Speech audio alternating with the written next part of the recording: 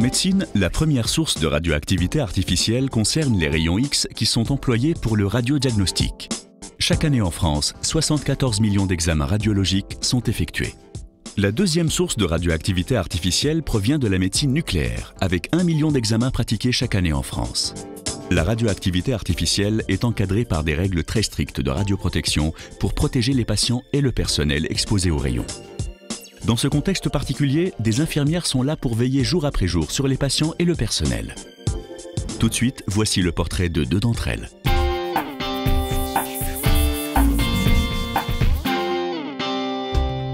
Anna Duarte est infirmière au service de médecine nucléaire de Gustave Roussy, premier centre européen de lutte contre le cancer.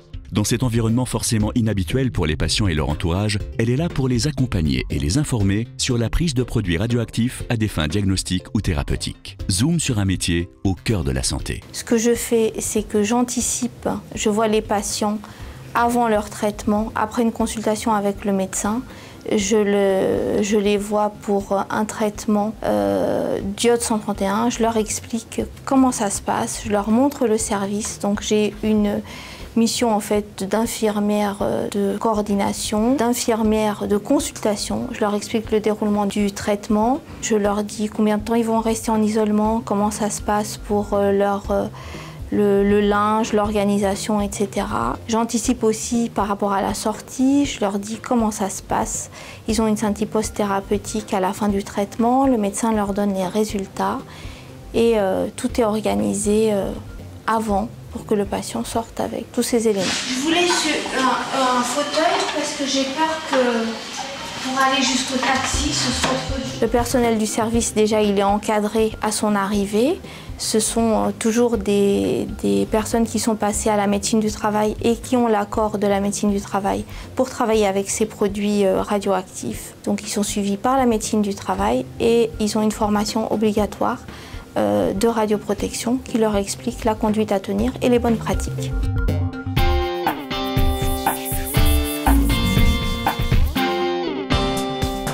Travailler en zone nucléaire nécessite une surveillance médicale spécifique. Ce suivi réglementaire des salariés est assuré par le médecin du travail de la centrale et son équipe. Christine Praca est infirmière sur le site de Dampierre-en-Burly et nous l'avons suivie dans son quotidien trépidant. Tout de suite, portrait d'une infirmière pas comme les autres. Le suivi médical des travailleurs d'une centrale nucléaire consiste à surveiller d'une part leur santé au sens des risques auxquels ils sont exposés. Les rayonnements ionisants en font partie. Nous effectuons donc différents examens complémentaires, audiométrie, spirométrie, électrocardiogramme, contrôle de la vue et des examens plus spécifiques du type anthropogammamétrie, surveillance de la contamination interne. Et nous surveillons aussi étroitement la dosimétrie des salariés. L'émission, c'est d'accompagner le médecin du travail dans l'ensemble de ses missions, aussi bien sur le terrain qu'au sein du service de santé au travail. Sur le terrain, l'infirmier intervient sur les mesures d'ambiance, ambiance thermique, ambiance lumineuse, ambiance sonore, en réalisant différentes mesures, en les analysant et en proposant des conditions d'intervention qui préservent la santé des salariés. Nous intervenons directement sur le chantier. Nous avons la même formation en termes de sécurité et de radioprotection que les salariés qui interviennent sur l'installation. Alors, mes interlocuteurs au sein du service médical sont principalement les médecins du travail, mes collègues infirmiers et infirmières, les assistantes.